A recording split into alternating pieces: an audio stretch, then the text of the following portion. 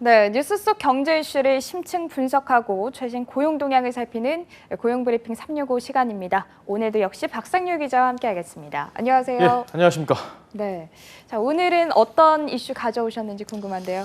경제 성장과 맞물리며 덩치를 키워오던 5조 원대의 단체 급식 시장이 코로나로 직격탄을 맞으면서 생존을 위해 변신하고 있습니다. 네. 이 단체 급식 시장은 2010년 후반부터 산업 고도화, 저출산 등으로 점차 축소되고 있었는데 여기다가 지금 코로나 사태까지 터지면서 기업은 재택근무를 그리고 학교는 원격 수업을 시행을 하고 그러다 보니까 당연히 실적까지 곤두박질 칠 수밖에 없는 상황입니다.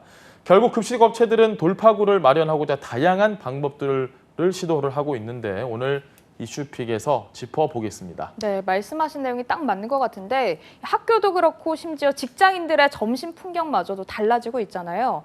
국내 급식 산업 얼마나 타격을 입은 건지 한번 짚어볼까요? 네, 행정안전부에 따르면요. 지난 8월까지 올해 전국에 2,086곳의 집단 급식소가 아예 문을 닫았습니다. 같은 기간 지난 3년간 추이와 좀 비교를 해도 폐업 수가 훨씬 더 많습니다. 특히 지난 1월 국내에서 코로나19가 처음 발생한 이후에 전국적인 위탁급식 영업을 하는 급식업체 715개가 폐업한 것으로 집계가 됐습니다. 급식업체 가운데서도 전국 180여 개의 중소규모 학교 급식업체가 가장 큰 타격을 입고 있는 것으로 알려졌습니다. 네, 지금 상황을 보면 뭐 그럴 수밖에 없을 것 같은데요. 따져보면 지난 겨울방학부터 뭐 거의 10달 만에 휴업과 또 원격 수업, 또 부분 등교가 계속해서 이렇게 이루어지고 있는데 업체에서는 좀 상황이 이렇다 보니까 수익이 거의 없었을 것 같아요. 한국급식협동조합에 따르면요. 1학기에는 부분 등교로 지난해 매출의 20% 정도밖에 내지 못했고 2학기에는 정상화를 기대를 했지만 다시 지난 3월 수준으로 악화가 됐다고 합니다. 급식업체는 학기 또는 연 단위로 경쟁 입찰을 통해서 학교와 계약을 맺는데요. 납품 계약을 맺으면 미리 인력과 식재료를 구매를 하지만 학교 측은 매월 배식 인원을 체크해서 추후에 정산을 하는 시스템입니다. 이 정도 들으면 이해가 되실 겁니다.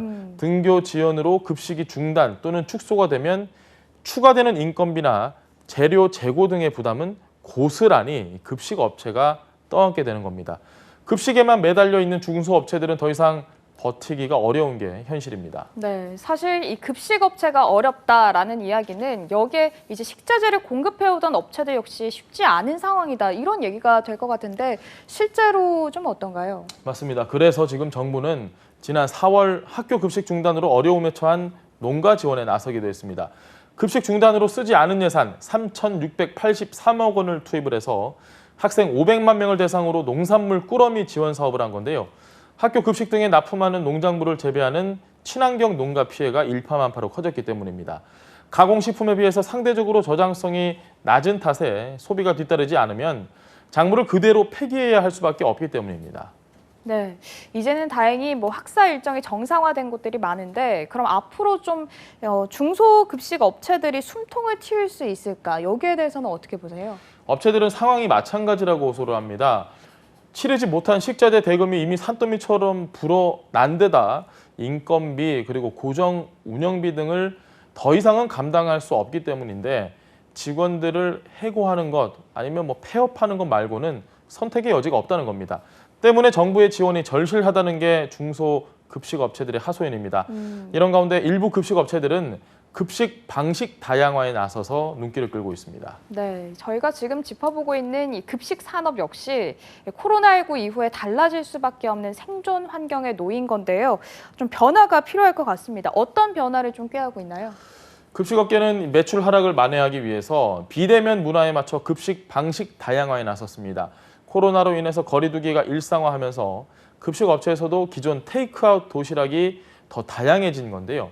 일반적인 식사가 아니라 건강에 관심을 갖는 요즘 세태에 맞춰 저열량 식단으로 구성된 도시락 등 특성화 전략에 나섰다고 합니다. 그리고 개인별 맞춤형 식단까지 제공을 한다고 합니다. 이 단체 급식 메뉴를 개인 특성에 맞춰서 제공하는 게 가능한가요? 건강검진 결과를 토대로 맞춤형 건강식단을 신청할 수 있게 하는 것도 있고요. 반대로 연말에 정기 건강검진을 앞두고 식단 관리를 받고 싶어하는 직원들을 대상으로 미리 신청을 받아서 마치 회사가 아이돌 연습생을 관리하듯이 식단 트레이닝을 해주는 곳도 생겨났다고 합니다. 뭔가 솔깃하긴 한데 원래 구내 식당의 매력이 영양도 높지만 또 저렴한 가격, 이게 굉장히 또 매력적인 부분이잖아요. 그런데 이렇게 건강 맞춤 식단으로 제공을 하면 좀 가격적인 부분에 있어서 비싸지지 않을까. 맞습니다. 네, 이런 생각도 들어요. 아무래도 건강 맞춤 식단으로 제공을 하면 단가가 한 10%에서 많게는 20%까지 올라갑니다. 하지만 연예인이 아닌 이상 사회생활을 하면서 식단 관리하는 거 사실 쉽지 않고요. 회사에서 먹는 점심 한 끼만으로도 꽤 효과가 커서 만족하는 직원들이 굉장히 많다고 합니다. 또한 회사 입장에서는 직원의 건강이 곧 생산성으로 직결이 되기 때문에 단가가 좀 오른다고 해도 그렇게 또 손해라고 보기는 어려운, 그러니까 서로 윈윈이라고 할 수 있는 셈입니다. 네. 그리고 모 업체에 따르면 기존의 재료비만 많이 드는 뷔페형 대신에 선호도가 높은 맞춤형 식단이 훨씬 더 효율적이라는 겁니다. 네. 반면에 대기업 계열의 업체들은 아예 새로운 시장 도전에 나섰습니다. 새로운 시장 도전 어떤 건지 궁금한데요. 바로 이 단체 급식뿐만이 아니고 일반 소비자를 대상으로 한 가공식품 시장에 뛰어든 겁니다. 한국 단체 급식 시장은 성장 저하가 뚜렷한 상황이었습니다. 앞서 설명드린 것처럼 국내 단체 급식 업체는 하루에 1,000식, 2,000식이 확보가 돼야 수익성을 확보를 할 수 있는데 산업 고도화 그리고 출산율 저하로 이런 수익 확보에 좀 어려움이 있었어요. 일본 단체 급식 시장이 1997년 이후에 축소되고 있는 것과 비슷한 양상인데요. 이런 상황에 지금 코로나19까지 터지면서 아예 소매 시장 진출까지 꾀한 겁니다. 국내 1위 단체 급식 업체의 경우 우선 온라인 채널을 중심으로 가공식품 유통을 시작하면서 앞으로 소매 시장 입지를 키운다는 전략입니다. 네, 코로나가 장기화되면서 각자의 좀 생존 방식을 찾아가고 있는 것 같은데요. 부디 각 업계들의 숨통이 이제는 좀 튀었으면 좋겠다, 이런 생각을 해보겠습니다.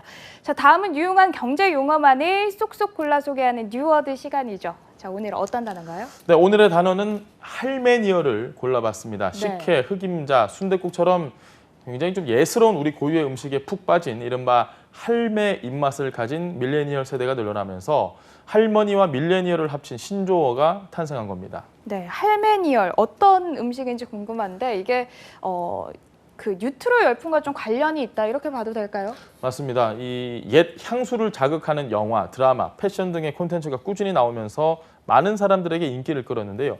이제는 영상 콘텐츠를 넘어서 먹거리까지 파고든 겁니다. 지난해에는 흑당 그리고 마라 이 두 가지가 대세였다면 올해는 할매 입맛을 적용하는 제품들이 강세인데요.